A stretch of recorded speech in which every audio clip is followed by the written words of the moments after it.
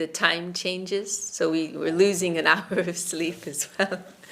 Yeah, so I'll have to leave around 4 a.m. What would have been 4 a.m. the day before. Yeah. What did you say? Yeah, I'm going to Budapest. Yeah. Jai Guru Dev. Wow, what a beautiful garland. Aparus Prashad. Right. We're live, okay, from West London. And we're joined by our dear brothers, Somya Sham, Vijayananda Prabhus, all the way from Ireland.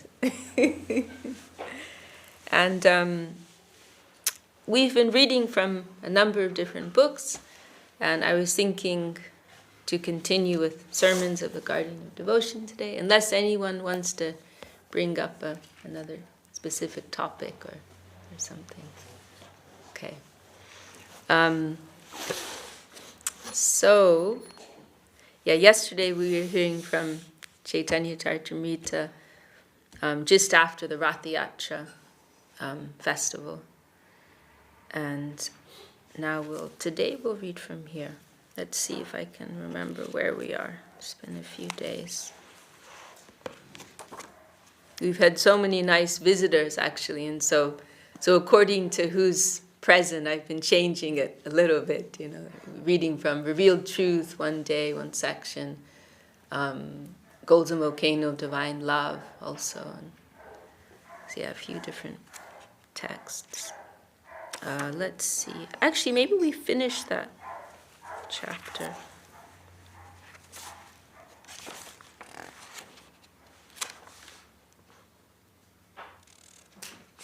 That's right, we were hearing about, the last thing we heard was how Bhagavatam came about, actually, and how Vyasadeva had some chastisement from his guru Narada, and also gave him inspiration for the composition of Srimad Bhagavatam.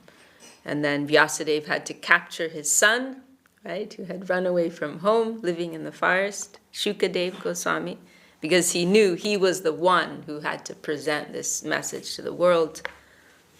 And that's where we left off.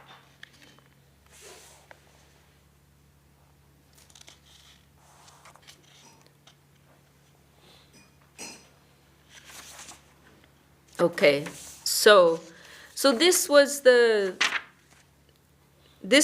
point, and we did discuss this a little yesterday, that Vyasadev's understood he has to clarify the position of Lord Krishna, right, as Swayam Bhagavan, the original Supreme Lord, the fountainhead of all expansions and expressions of divinity. But it's a little problematic to do so, because Krishna is, not only very human-like, but apparently morally human-like, right? So how is that to be explained? Krishna is a Prakrita Leela of Vrindavan. How is that to be explained? And he knew that he wasn't the right person. People wouldn't take it so seriously if it came from him, because he himself was a man of the world, very much aware of human nature, material energies, and so persons may dismiss it if it came from him. And so he came to the conclusion his own son, Shukadev, was the one whom everyone would universally be happy to hear from, because Shukadev was fully situated in Brahma Gyan, right, to the point where he didn't wear clothes. He was so beyond any connection, awareness of this worldly plane, right? He didn't distinguish between male and female. He was on that level. And so therefore, Vyasadeva knew if Shukadev will present Krishna Leela as the highest thing, then everyone will take it seriously. And so then he had this challenge to capture his son who had run away from home, was living in the forest. And then of course he was successful. Thank you, Didi. And Shukadev ultimately presented the message of Srimad Bhagavatam within the assembly of Parikshit Maharaj, right, who's on the verge of death. And so that's kind of where we left off yesterday. So I'll pick up from here. When Shukadev later delivered the Srimad Bhagavatam, he openly admitted in the assembly, Padinishtito pinergonye uttama shloka lilaya brihita cheta vajarshe akyanam yad aditavam. Tadaham te vidasyami mahapurushika bhavan yasya shadadatam ashu syanmukunde mati sati. When Parikshit Maharaj inquired from Sri Shukadev Goswami, Shukadev first introduced himself in this way. O sage among kings, despite being excellently merged in the transcendental Brahman, I have studied this Srimad Bhagavatam because my heart was attracted by the pastimes of the Supreme Lord, Uttama Shlok. O king, you are a devotee, and as such you are most qualified to come to Krishna, the Supreme Person. Therefore I shall explain this narrative scripture to you. Swiftly does divine love for the Supreme Lord Mukunda arise within the heart of one who has developed faith in the Srimad Bhagavatam. Sri Shukadev Goswami told Maharaj Parikshit, you seem to be a student of a high standard of learning. There are many seekers of their future fortune, but you are a bona fide student. Presently, death is encroaching upon you, so no ordinary aspirations are in your minds. You could say, actually, to ask someone a question who's on the verge of death, you can count on getting a reliable answer, right? That's actually a very good point, isn't it? They're not going to, play around with you, or they don't have to cover themselves in any way. They don't have any agenda left in the world. They're just going to tell the straight truth, right? Because they're about to die. Nothing matters anymore, right? And that's when you actually feel what really matters, right? That someone on the verge of death. Everything, all their priorities have changed, right? So they're going to have a very unique perspective on life, right? So it's a very valuable thing to ask a question of someone who's about to die, isn't it? It's a very good point. I never thought of it like that. You are a bona fide student. Presently, death, if you ask someone, who's in their 20s, they've got a nice job, money, comfortable life, what's important to you right now, right? And then you go and ask someone who's on their deathbed about to die, what's important to you right now? You're going to hear two completely different answers.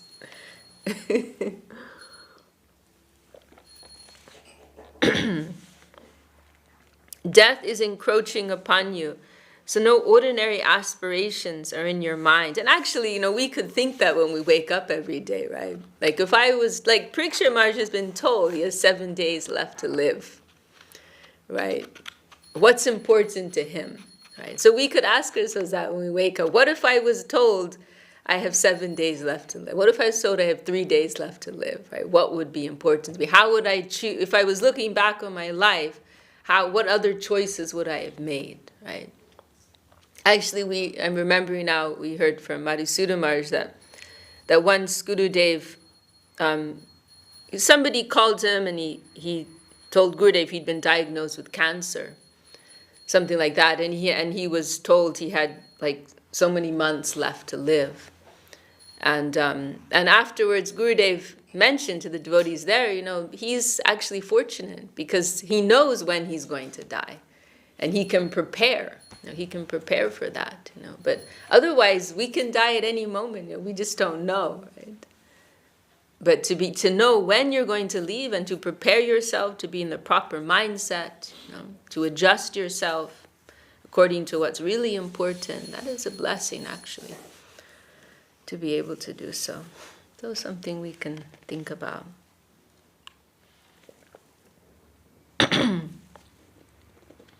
You are a genuine student and inquirer. Dharma, artha, kama, and moksha, religion, wealth, sense pleasure, and liberation, are known as the fourfold ends of human inquiry.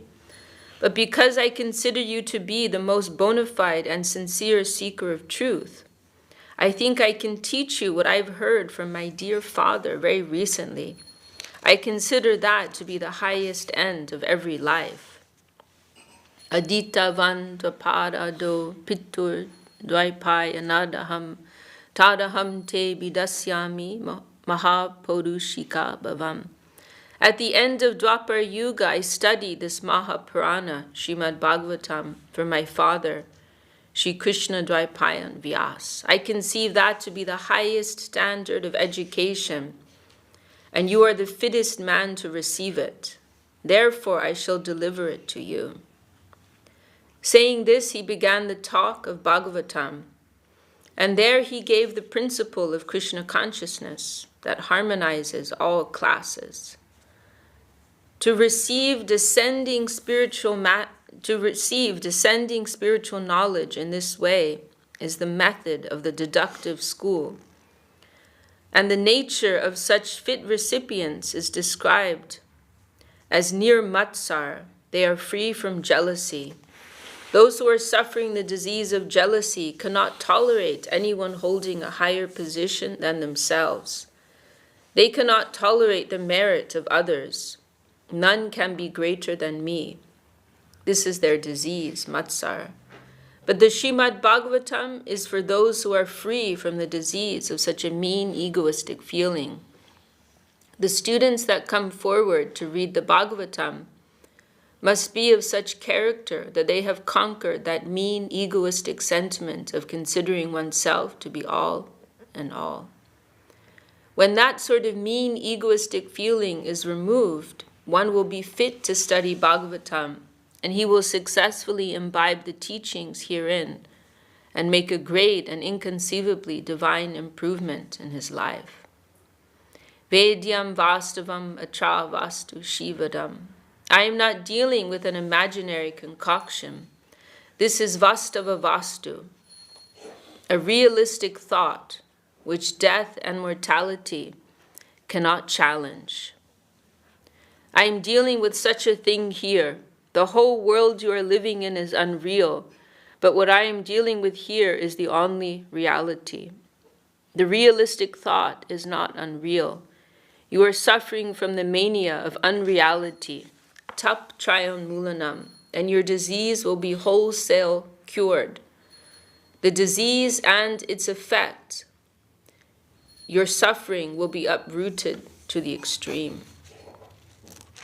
So here in this last section we just read, Srila Sridhar Maharaj is discussing the second verse of Srimad Bhagavatam, which is, so the first verse, Janmad Yasya Yataha, which is actually picking up from the Vedanta Sutra, right? The second verse of the Vedanta Sutra, which is so widely regarded, right, amongst all schools, Vedic schools. The very second verse, the first verse is at a tato brahma jigyasa, right? Means now search after spirit. And so it's not classified as one of the Upanishads, but it's in the mood of the Upanishads in the sense that it's giving purely spiritual advice. It's unmixed with the aspirations of this world, which many of the Vedic texts are, right? So the Vedanta begins like that, atato brahma jigyasa. Then the second one is this janmad yasya yataha, means that from which everything has come, right?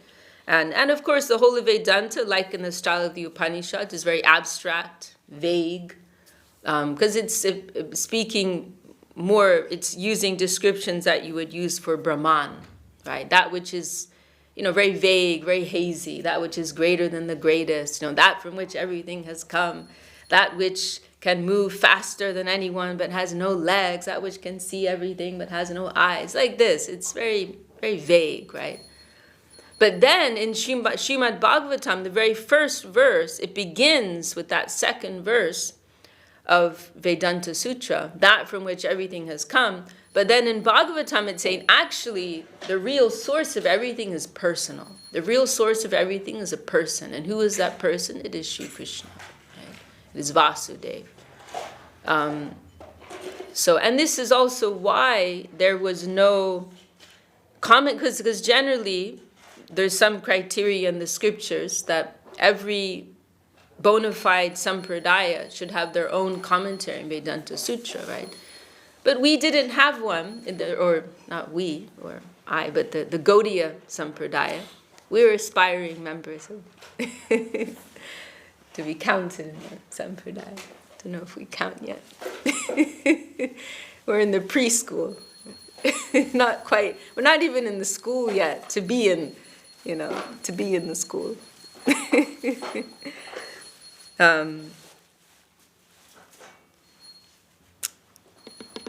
What was I saying? Oh yeah, so in the Gaudiya Vaishnava Sampradaya, there was no commentary in the Vedanta Sutra, because Mahaprabhu pointed out, and this is corroborated by that first verse of Bhagavatam, Bhagavatam is the natural commentary in the Vedanta Sutra. So you don't need to go and write a special commentary on it. Generally, all the Sampradayas had their own unique commentary. But Mahaprabhu said, Bhagavatam is already naturally, automatically, the commentary on Vedanta Sutra. And then later, of course, there was that whole incident in Jaipur, right?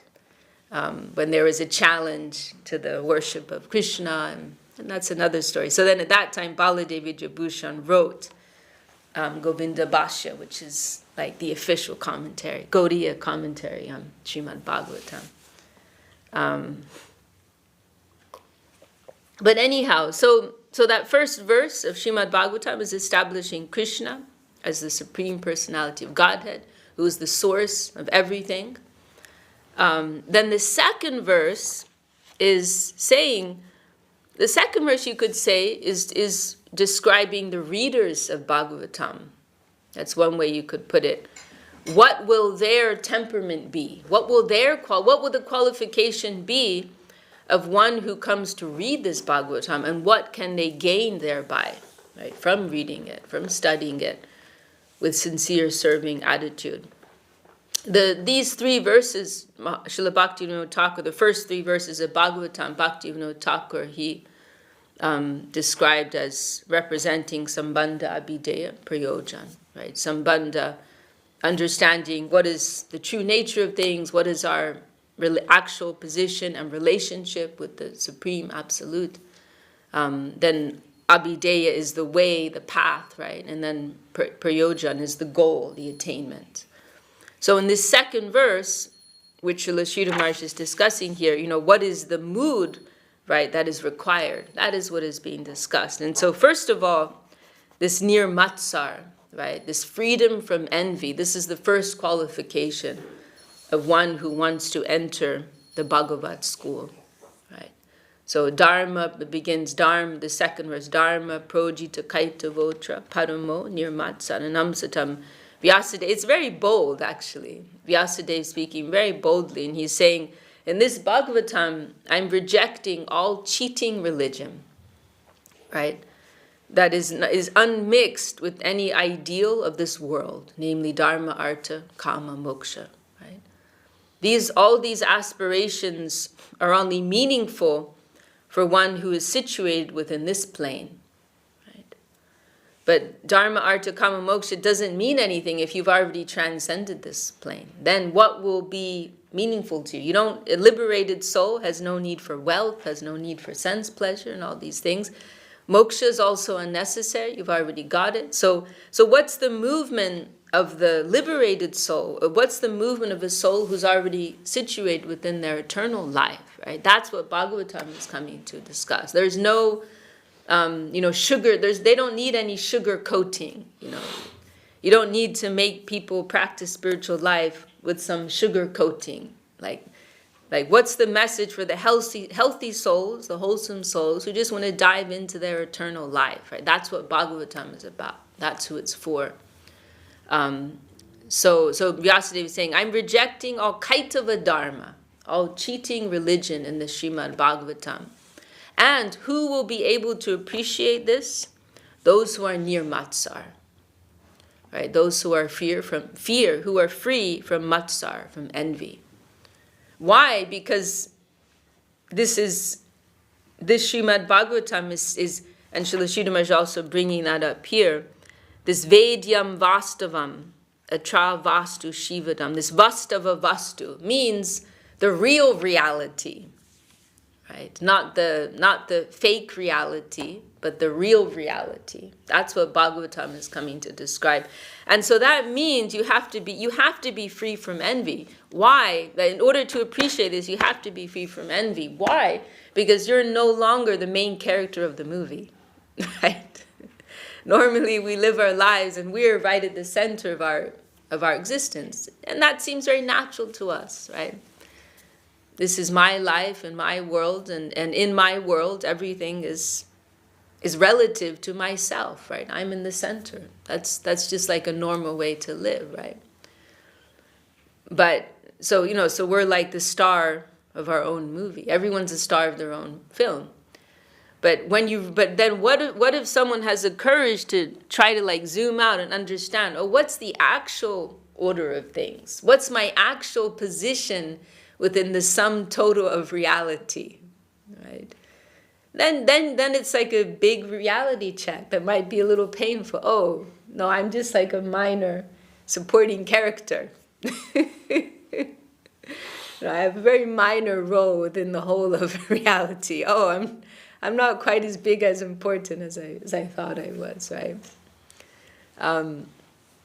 And so one has to be free from envy. That's the first requirement, because we can't put ourselves as number one anymore, right? But there's also good news. It's not like, it's not like we have a bad deal, I'm gonna get like the worst paycheck and nobody's gonna care about me, and everyone higher than me is just gonna take advantage of me. It's not like that. There's enough love, there's enough beauty, there's enough joy for everyone. So there's no deficiency. That we don't have to worry about.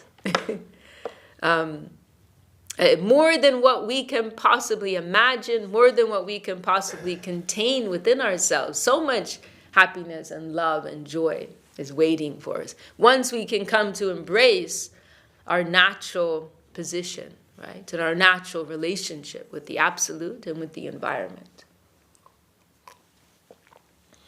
And so this free from envy, this is the fundamental requirement in Krishna consciousness as a whole, beginning, middle, and end. It is, like I've heard Srila Gurudev describe it as the main quality of a Vaishnava, actually, that they are free from envy. Because, we may be qualified in many different ways in Krishna consciousness, but if we're not free from envy, what do we actually have? Right? So it's Nvidia, yeah. So it is and then on the other side, what's the positive expression of non-envy is appreciation, right? So real Krishna consciousness means to enter more and more into this culture of wanting to appreciate others, right? Wanting to celebrate the qualities and the position of others, right? Beginning with Krishna, and Krishna's beloved devotees, and then everyone extending from there, right? And there will be this natural feeling of wanting to put others in a higher position. And this also, we can say, this is also what makes the spiritual world a plane of harmony. Automatically a plane of harmony, because everyone is competing not to take for themselves, but to give to others. So automatically, if you're living in an environment where everyone is competing to give, then there's more than enough for everyone. Everyone will be very nourished, very happy. Everything will flow very harmoniously. Everyone's competing to give more and to take less. So automatically, there's a perfect harmony. But we can look at this world that actually there's enough resources for everyone in this world. But because everyone's competing to take more than anyone else and to give less, right? Then there's so much imbalance in this world, right? And and we hear, right, the 0.01% who have 90% of all the wealth. Like, you hear all these crazy statistics, right? And then you have people starving, in this country, and then somewhere else, someone else is throwing away their wealth, throwing away their food because they had too much, right? So that's why there's this imbalance, because everyone's trying to take more for themselves, right? So here it's a competition of exploitation. But there it's a competition of dedication. So automatically in that spirit, there's perfect harmony, right? Everyone's competing. Oh, what can I give? What can I do for you, right? And we're very fortunate that in our temples, actually, you can experience something of that atmosphere, right? These temples are spiritual embassies, right? Embassies of Vaikuntha, you can say. And so we get some feeling, we get some touch of what is the atmosphere, right, of that higher plane. So dharma projita kaitavotra paramo nirmat saranam satam. Then vedyam vastavam achavastu shivadam. Entering into this culture will give all shivadam, will give all goodness, all auspiciousness. And then Srila Sridhar Maharaj is also bringing up this line here, tap chai unmulanam, tapachai.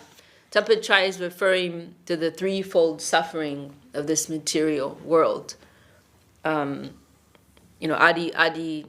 atmic, adi bautic, adi daivik, right? Suffering that comes from within our own selves, suffering that comes from the environment, in the form of natural disasters and so on, the devas, and suffering that comes from other living entities, animals, humans, and so on.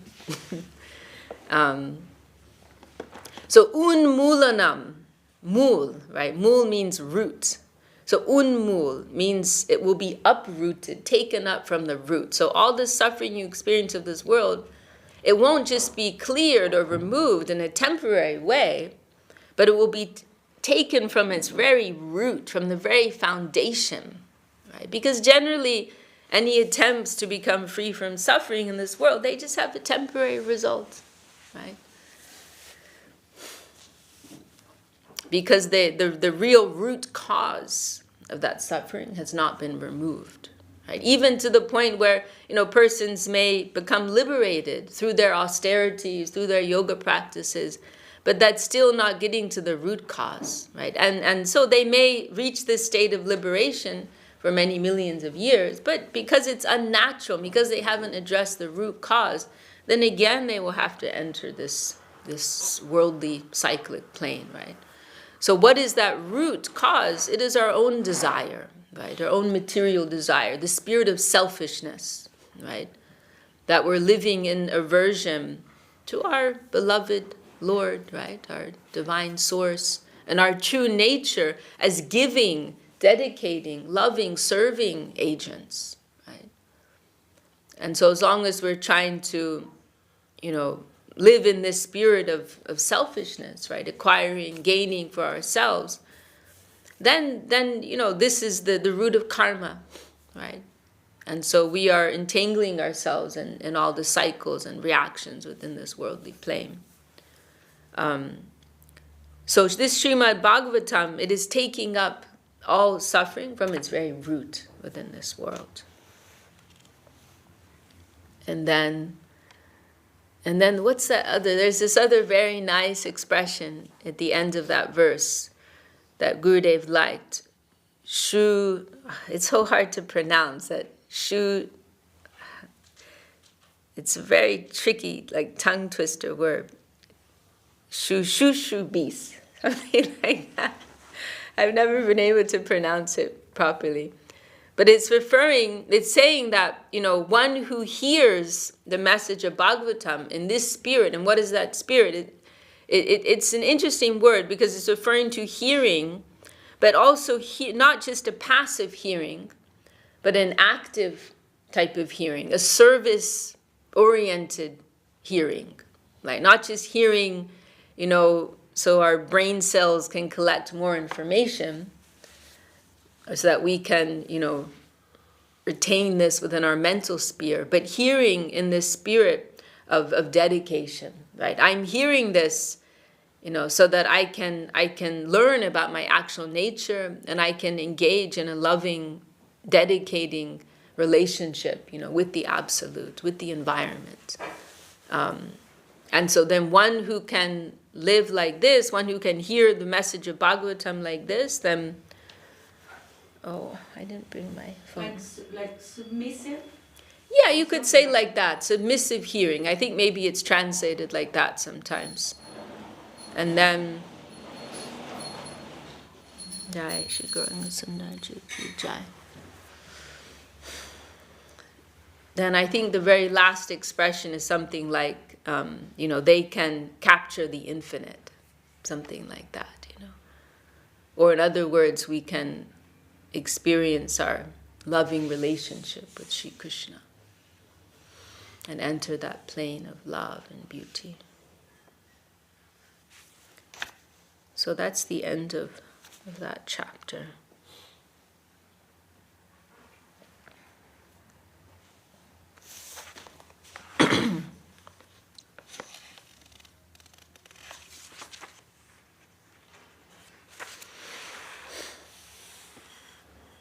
Yeah, and this,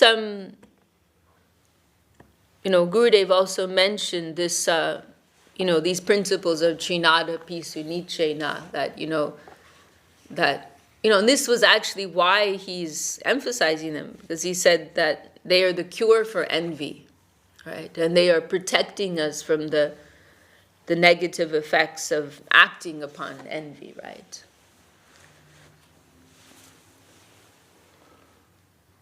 Is humility, tolerance, and respect. They are the cure for envy. And we can't become free from all these things, right? Immediately. But we have some model of life and that we're trying to follow, some guideline. And there was this nice phrase of Srila Sridhar Maharaj we heard in this chapter the other day, the standard of adjustment. Right? We have some standard of adjustment that we're trying to follow, right?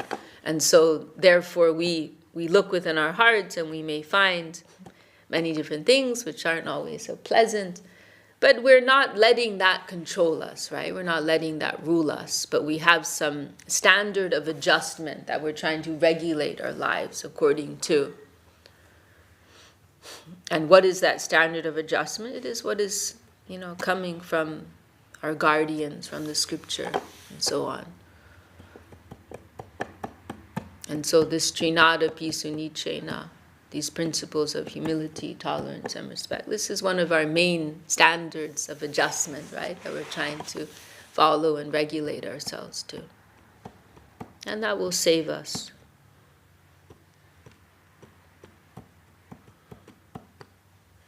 From ourselves. Well, we could go on to the next chapter unless anyone wants to share a comment or question or anything. But it's a very important point, this envy versus appreciation. It was a theme, you could say, with Gurudev. And I remember sometimes this one time he was speaking about one Vaishnava who used to live in the Math, and how qualified he was. And he was talking about a few different devotees and how qualified they were. And then he was mentioning one and saying, he was such a, very nice devotee and qualified in this way and that way. And then he said, but I don't know how non-envious he was, That's really the main thing. So it is very central for our spiritual life. And to be in that mood of appreciation, celebration, right? Celebration of others. That's actually how you can identify the higher Vaishnavas, right? They're always praising, they're always glorifying others. That is their nature. That is the for one who has Vaishnavata, the greater one's Vaishnavata is, the greater their Vaishnava quality is, and the more you will see that they are praising, they are glorifying others. And we saw that with Gurudev, and sometimes it wouldn't make sense, right? Like Gurudev would be praising someone so much, and they're thinking, seems a little strange, actually. Like, oh, so-and-so is doing divine service, like, oh, I don't know, I know what they were doing yesterday, I'm not so sure about that, right? But actually, it was an indicator of his own quality, right? That he could see things like that. Yeah. Such high and broad, and generous vision, right? And they don't want to see the faults of others, right? So that is actually how you can recognize the great Vaishnavas. They want to praise others. They want to glorify. And it's not a fake thing also, but they're actually seeing that. Of course, other times they may be seeing the other side, but it is a very genuine mood when they're glorifying and appreciating. And we are very fortunate we could see that with Srila Govinda Maharaj. I think in some cases it's also testing them. Right. So they can actually, whatever they are doing, they can offer it to him, not just taking it for themselves. Right. All these prayers and everything. Yes, that's also true. Yes, different reasons also to give encouragement, right? As well, yeah. That also.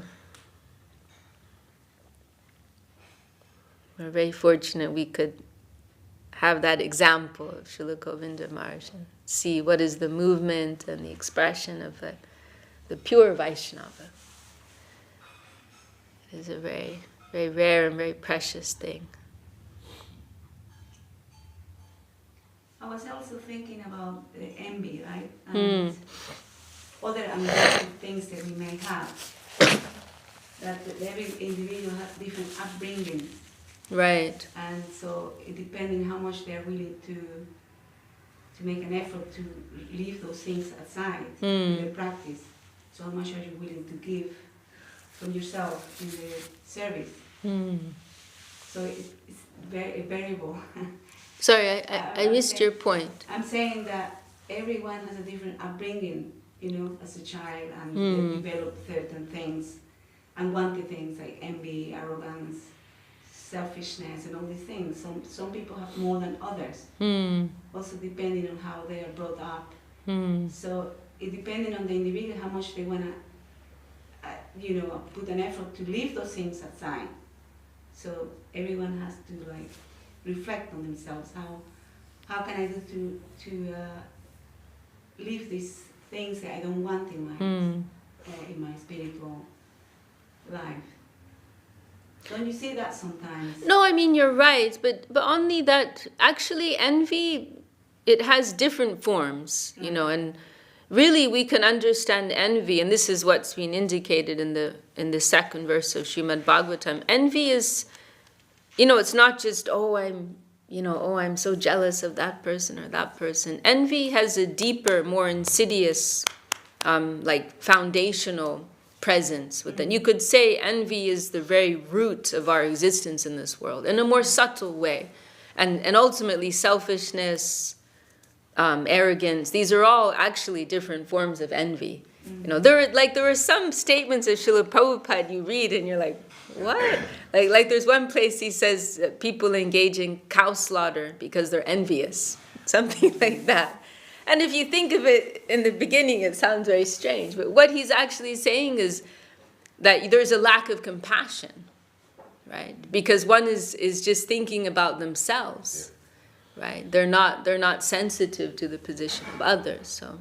So yes, you're right. But here we're speaking of envy in in a broader way. No, I'm just saying that if you have some foundation, it's easier to appreciate the deeper meaning of the teaching.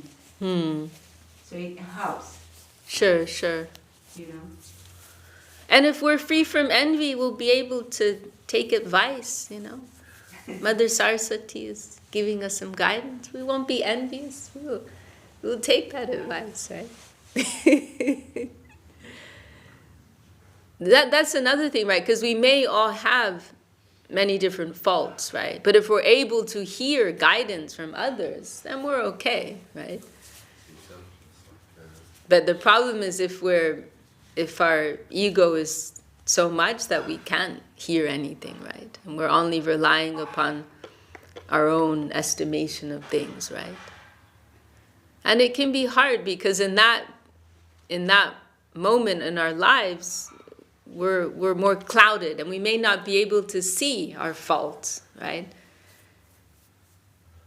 Generally we can say we can't see our faults.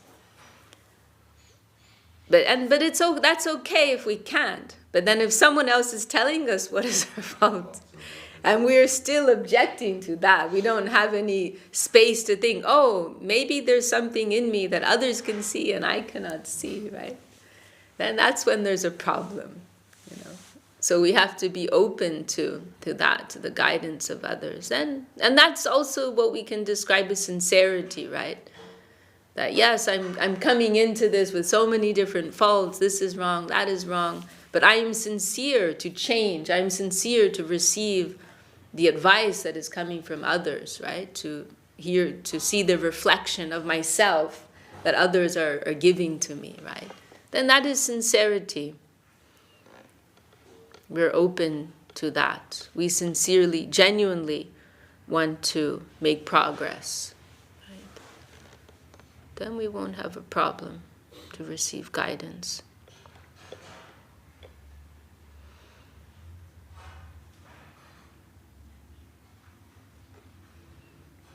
The Lord is always there to give, guidance if we are sincere to receive it, right?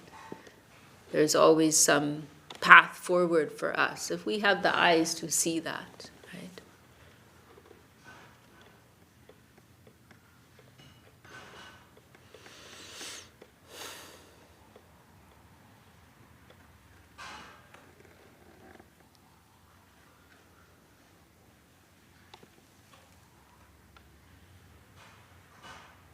Maybe we'll read a little here. This seems quite relevant to what we were just saying. Chapter 11, the guardian ruled family. The Vaishnava is all in all and I am nothing. Such a feeling grows infinitely in the Vaishnava.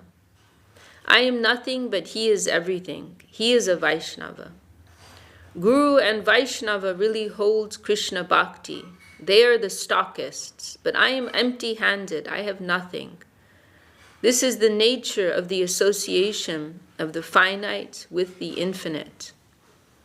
As much as we shall have a real approach towards the infinite, we cannot but consider ourselves to be the meanest of the mean. The standard of Vaishnava qualification, Vaishnavata, is measured in this way. And this is not lip deep. This is not lip deep, but the sincere dealing of the innermost heart. When Srila Krishnadas Kaviraj Goswami says, Pudi sher kita hoite mui se lagishta, I am lower than the worm in stool, this is not mere imitation, but his heartfelt truth. Acharya Abhiman, the assertion of the Guru over his disciple, is a different posture. So, because this question may come up, right? Oh, well, Guru is sometimes chastising his disciple, and where is this? Oh, I'm lower than a worm, and so where's that mood then, right? When the Guru has to correct us, and this explanation is given. This is Acharya Abhimam. This is the ego of the Acharya, and this is ego in a positive sense, right? Ego in the sense of identity. This is a role that they have to play, an identity they have to hold for the benefit of their disciples, right? And so this mood of correction will come. There's one expression of Mahaprabhu. I think it's when he's instructing Sanatana Goswami, and he says, actually, this is like a type of madness, because who am I to instruct you? I myself am nobody. This is like a type of bewilderment that has come over me, that I think I can instruct you, right? But actually, Ami ek batul, tumi dvitiya batul. Actually, I am one madman, you are another madman, he says. Saraswati Thakur also made one expression like that. This is my pralap, he said. Means like some type of bewilderment, some type of abnormal position within myself where I think that I can instruct you. So the real Vaishnava, they don't have that type of ego that they are higher than anyone, they are better than anyone. But sometimes this mood comes in them for the benefit of instructing others, right? That is assertion, but only for the service of the Vaishnava. The sincerity is maintained therein. The Guru's assertion is not selfish assertion. His assertion is only for the sake of saving the public and upholding the prestige of the Vaishnava. So that is proper adjustment with reality in twofold senses. To establish the real position of a Vaishnava and at the same time to save the ordinary persons from the danger and the reaction of false attempt or false thought. So that kind of assertion is not egoistic. Rather, we should know that as sacrifice in the dynamic sense. In the Vishva Vaishnava Raja Sabha, our Guru Maharaj tactfully managed in this way. He asked one of his disciples to speak something in praise and appreciation of another disciple. And he especially asked this of disciples who are a little antagonistic to one another.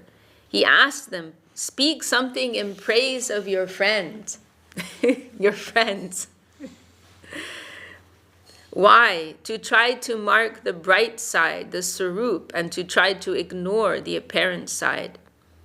He instructed, you try to speak something in praise of your friend, your apparent opponent.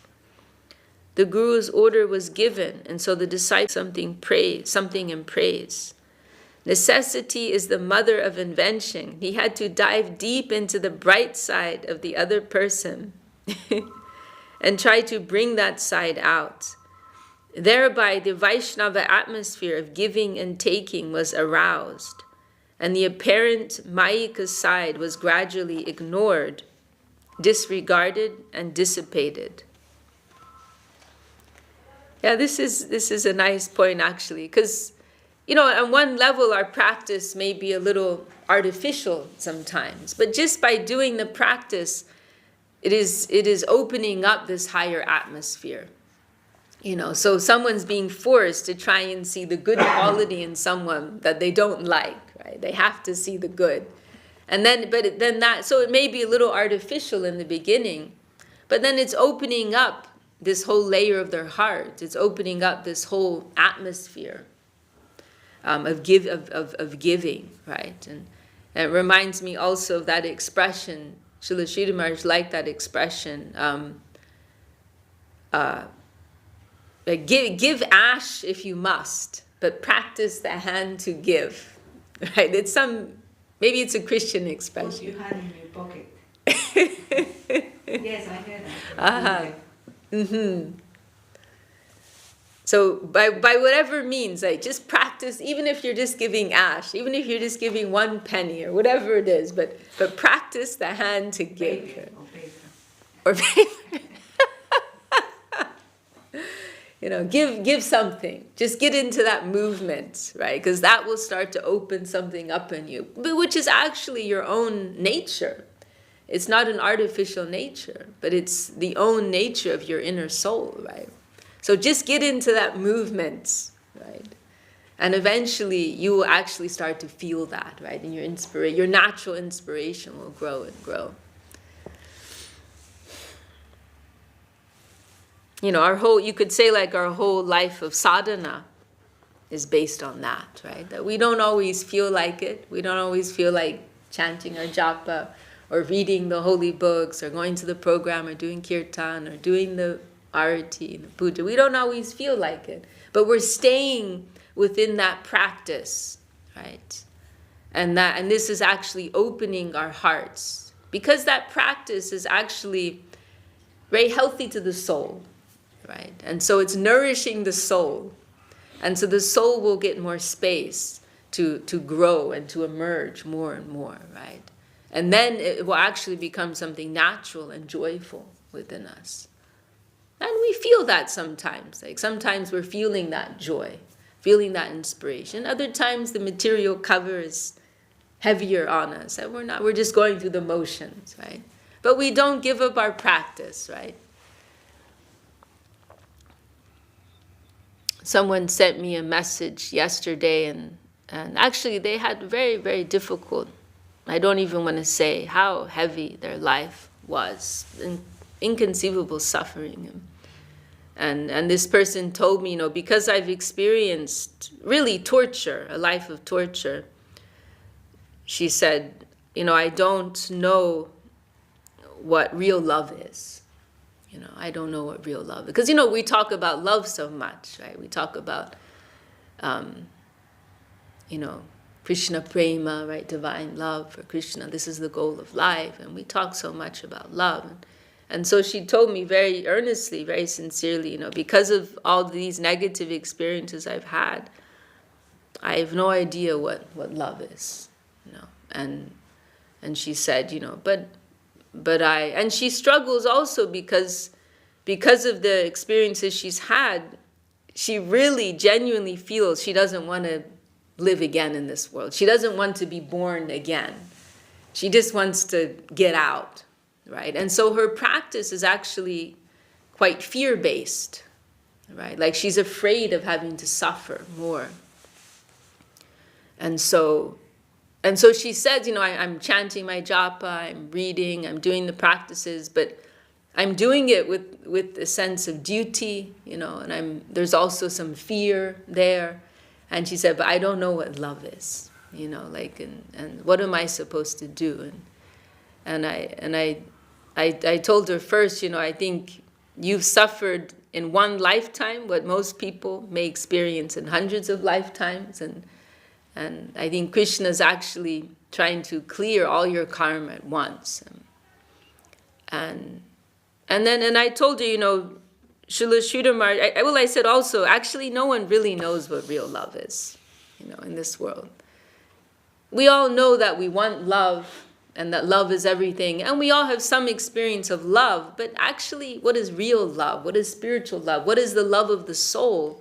That's something else, And I didn't say it to her because I thought it was too much, but I said in one way, I was thinking is one way it's a blessing to have any illusion of material love to be completely removed, right? For it to, like, the illusion's gone, that there's no fairy tale. Like, you've actually been exposed to what is really this world, right? This world is not a playground.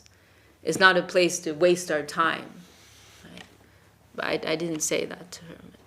But then I told her, yes, we may not feel love in our heart when we're practicing going through our spiritual practices every day, but we also cannot expect to have that immediately. And Srila Sridhar Maharaj, there's a very nice expression we heard of Srila Sridhar Maharaj, that he said, before love, we have duty. Right? Before love, we have duty. So love is actually real love, like real spiritual love. That is something on a higher shelf that we can aspire for, that we can worship in those who have it. But we're actually not ready for that level right now. So in our level, duty. Of course, some touch of something, comes to us, but we are really at the level of duty now, that we are dutifully, faithfully following our practices. And from that, because that duty is nourishing the soul, right, then eventually that love can awaken within us, right? So now we're in that phase of duty. We're faithfully following the advices of those with higher vision, the advices of the scriptures, the Shastra. And from that, love may awaken. And so I told please, you continue with your practices and Krishna will bless you. Okay, well, maybe we'll stop there for today. Jai Srila Bhakti Sundar Dev-Goswami Maharaj ki Jai, Srila Bhakti Raksak Sridhar Dev-Goswami Maharaj ki Jai, all the assembled devotees, sincere seekers. Oh, who's going to sing? Prabhu, you want to sing? Yes, I was thinking that maybe one. Oh, we want to hear you sing. Oh, I know he's always very enthusiastic to sing. Yes. He'll have many more chances. Hari Haraye Nama Krishna Jadapaya Namaha. Yadavaya Madhavaya Keshavaya Namaha.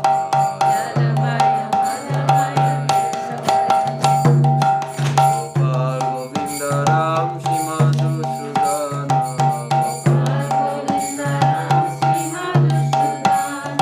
Giridhari Gopinath Madana Mohana.